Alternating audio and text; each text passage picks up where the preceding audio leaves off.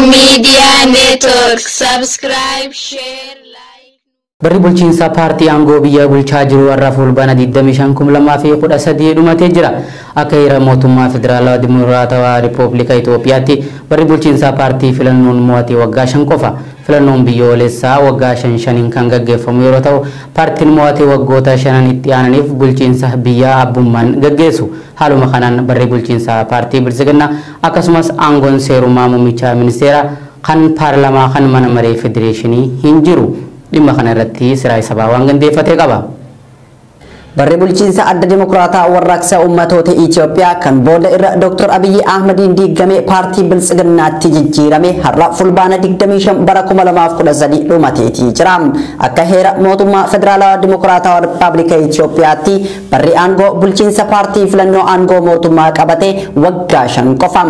Biyyi teenya kan sirna federaalizimii fi bulchiinsa paarlimantarii hordoftu ganna 5 filannoo biyyaalessaa geggeessite. Rakkoo bulchiinsaa fi cunqursaan sirna adda dimokiraasaa warraaqsa ummatoota Itoophiyaa kan adda bilisummaa ummata Tigraayin durfamuun ummata irra gahaa ture daangaa darbuu fi mirgi abbaa biyyummaa ummata Oromoo sarbamuun warraaqsi finiinaan akka dhoohu godhee ture. Warraaqsi maqaa diddaa maastar pilaanii magaalaa Finfinneetiin dhoohe turtii muraasaan booda gara fincila diddaa gabrummaatti qaxxaamure. Fincilli diddaa gabrummaa didee xumura itti godhuuf gara fincila xumura gabrummaa ceehee sirna Itoophiyaa kombortaa dimokiraasii uffatee waggoota 13 bulchaa ture adda bilisummaa ummata Tigraay aangoo irraa buqqise. Bakka adda bilisummaa ummata Tigraay irraa buqqee kan qabate gareen adda bilisummaa ummata Tigraay wajjin ummata Oromoo nyaachaa fi gurgurachaa ture OPDO'n jijjiirama fedha ummataa guutuun fida jechuun waadaa seene. Yeroo gabaabaa keessatti dhaadiyoo irraa gara ODP'tti of jijjiiree ummataan jaalatame. Fedha sabni cunqurfaman barbaadu guutuuf afaan mi'eeffatee waltajjiilee garaagaraa irratti haasa'e. Dr. Abiy Ahmed mormitoota isaa kan gufuu itti ta'uu danda'an biyyatti galchee erga kiyyoo isaa keessa galfateen booda daandii sirna qeenxee isa ijaarsisuu danda'u falaasama haaraa eda'amuu jedhuun biyya agaabaluu jalqabe. Paartiin adda dimokiraasaa warraaqsa Itoophiyaa kan yeroo dheeraaf kombortaa dimokiraasii uffatee Itoophiyaa dhiitaa ture diigee saba eenyummaa garaagaraa qabuuf paartii tokko Bilisiginnaa jedhee hundeesse. Osoo hin turin gaafiin golaagolee Oromiyaa hundaa xiinxaltoota siyaasaa fi saba Oromoo kan jijjiirama kana ilma itti dhabee fideen itti ka'e. Siyaasaan yaadrimee eda'amuutiin masaraa Minilik keessaan gad baate ummata Oromootiin bitamuu didde. Sabni hooggantoota ilaalcha sabummaa qabanii fi federaalizimii sabdaneessaa leellisan wajjin ka'ee dhaabbate. Abdiin filannoo jaffaa Itoophiyaa kanaan mootummaa saboota hundaaf ta'u ijaaranna jechuun deemsa daandii dimokiraasii dhoosuu dhaabota siyaasaa wajjin itti fufe. Gareen Bilisiginnaa kan sirna qeenxee durii deebisee sabummaa dhabamsiisuun Itoophiyaa eenyummaan saba tokkoo qofa keessaan mul'atu ijaaruu barbaadu mala filannoo ittiin dabarsu osoo barbaadaa jiru vaayirasii koronaan addunyaa weerare. Maqaa weerara vaayirasii koronaa jedhuun filannoo karaa mana maree bakka bu'oota ummataa fi mana maree federeeshiniitiin erga dabarseen booda namoota falaasama isaa kan eda'amuu jedhu dura dhaabbatan hunda ajjechaa fi hidhaan karaa irraa of jalaa maqse. Erga akeekaa fi kaayyoo isaa galmaan gaheen booda filannoo geggeessuun ni danda'ama jechuun karaa ministeera fayyaatiin yaada paarlaamaaf dhiyeesse. Garuu osoo filannoo hin geggeessin barri bulchiinsa isaa har'a fulbaana 25 bara 2013 yookaan fulbaana 5 bara 2020 akka lakkoofsa Awurooppaatti dhumate. Itoophiyaan yeroo ammaa mootummaa uummanni filateen osoo hin taane mootummaa afaan qawweetiin of ijaareen bulaa jirti. Aangoon paarlaamaa, aangoon mana maree federeeshinii, aangoon ministeerotaa dhumateetii jira. Akka heera mootummaa federaalawaa dimokiraataa Riippaabilika Itoophiyaatti mootummaan uummataan filame qofatu biyya bulcha. Kanaaf aangoon ministeerummaa muummee ministeera Itoophiyaa hanga filannoon hin filataminitti ministeera muummee Itoophiyaa ammaa irraa gara ministeera muummee Itoophiyaa duraanii deebi'ee jira jechuun namoonni baay'een barreessaatii jiru. Osoo heerri mootummaa akkana jedhu manni maree bakka bu'oota uummataa fi manni maree federeeshinii walgahii waliinii 5ffaa bara hojii jaffaa jechuun har'a yeroo barri bulchiinsa isaa seeraan daangeffametti sirna baniinsa galma waajjira muummee ministeeraatti adeemsaatii jiru. Namoonni baay'een aangoon mootummaa dhumatu wajjin wal qabate kanaan booda hanga mootummaan mataa keenya filannutti mootummaan ce'umsaa atantamaan dhaabbatuu qaba jechuun gaafataatii jiru. Keessaayyuu naannoo Oromiyaa keessatti mootummaan ce'umsaa dhaabbachuun biyyattii jeequmsa irraa baraaruu qabna jedhu. Paartiin Koongireesii Federaalistii Oromoo fi Adda Bilisummaa Oromoo yaamicha ijaarsa mootummaa ce'umsaa irra deddeebiin yaamaatii jiru. Harargee baana Haramaayaa Araddaa Qarsaa Gutataa keessatti obbo Abdii Nuuroo kan dheengaddaa ooyiruu isaa keessatti waraana mootummaatiin ajjeefame guyyaarraa sirni awwaalcha isaa raawwatame. Obbo Abdii Nuuroo guyyaa muraasa dura walga'iirraa haftee jamee milishootaan qabamee mana hidhaa erga geeffameen booda mana hidhaatii bahee ooyiruu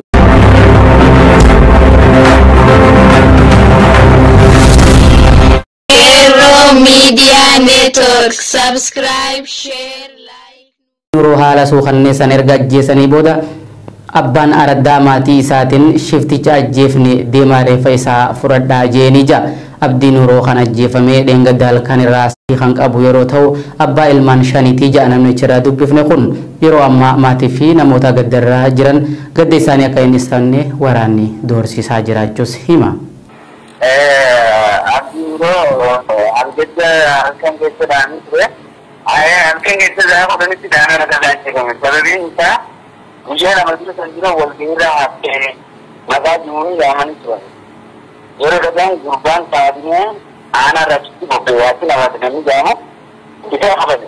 Gurbaan guddaa qabate biyya qabalu milishaa kun tumsanii harka hojii duubatti fidanii gara mana hidhaa geessan.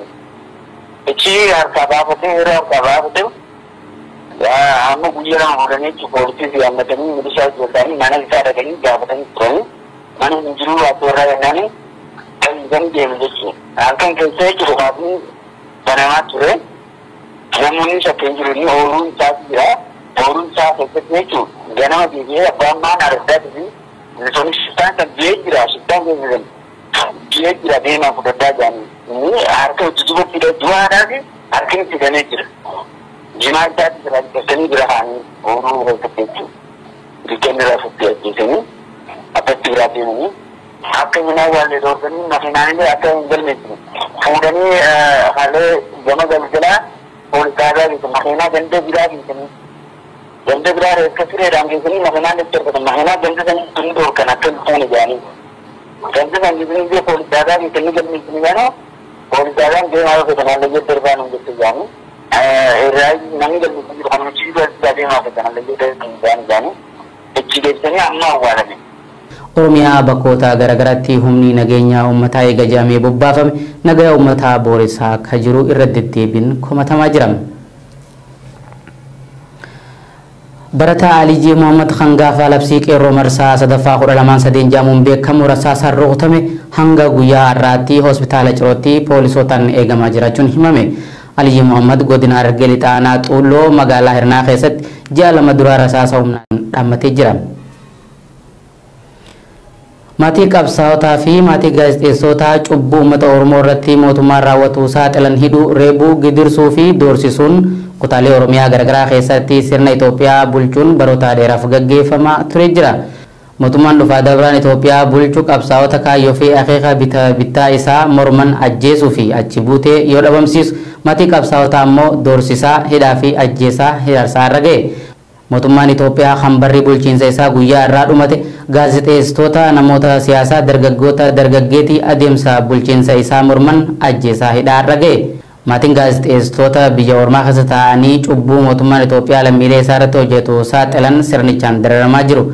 Godina Baalee aanaa Agaarfaa keessatti abbaa barreessaa fi gaazexeessaa BBS Siraay Sabaaf Umar Rubee Xaahir Jaamu fulbana 28/2020 bakka hojii isaatii humna waraanaatiin qabamuun hidhameetii jira. Akka odeeffannoon dhimma isaanii irratti BBS maatii irraa odeeffatee mul'isutti abbaan gaazexeessaa Siraay Sabaa kan hidhameef sababa ilmi kee biyya ormaa taa'uun nageenya nu dhoowwaa jira jechuun bulchiinsi aanaa fi godina himateeni. Ilma kee nurraa dhoowwii yookaan nutis nageenya si dhoowwina jechuun yeroo dheeraa kan doorsifamaa ture yeroo ta'u boodarra immoo hidhameetii jira.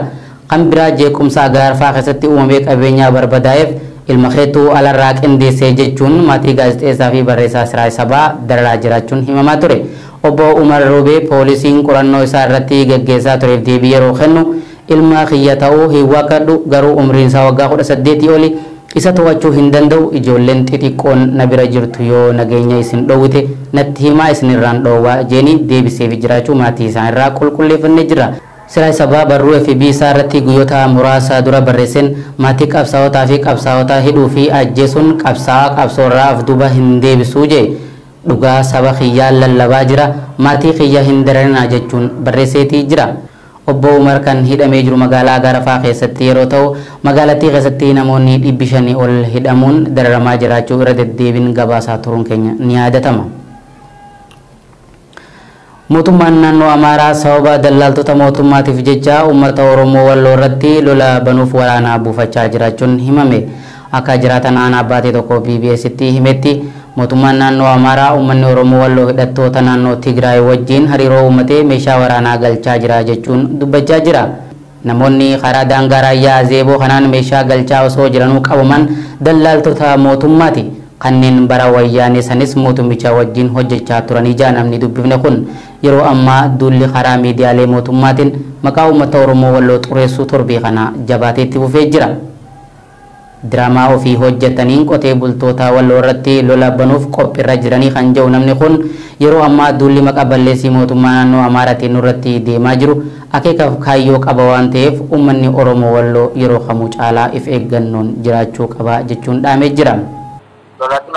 Nurratti labsamaa jira Walloo irratti daldaltoota hin taane fi daldaltoota hin taanetu akka uummanni naannoo Amaaraa kun addatti uummata Oromoo Walloo kana irratti akka labsuu fi eegaa'ii daldalli dhuunfaa isaanii gaafa qabame shaneedha ummati Walloon gurmoofneeti waraana bilisummaa Oromoo hidhachiisuudhaaf qaama Tigraay wajjin wal qunnamneerra jedhanii miidiyaa irratti dhiyoo kana waan faanaadhaan gabaasutti magarsan sanii wantichi suni dokumaantariidha. Amma akka uummata Oromoo Walloo kana irratti lolli kanatti akka labsamu kan haalichi kan karaa taabu waan ta'ee jedhamee mootummaan naannoo Amaaraa itti yaadee gochaa jirudha jechuudha.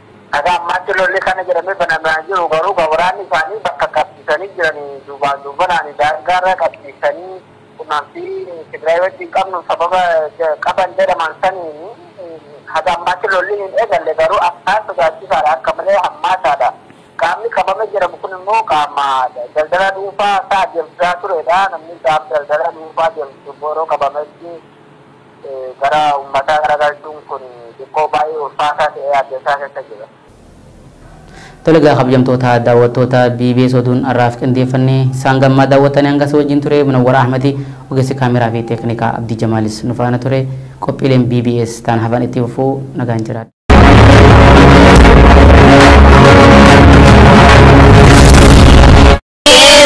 Media Network, subscribe, share.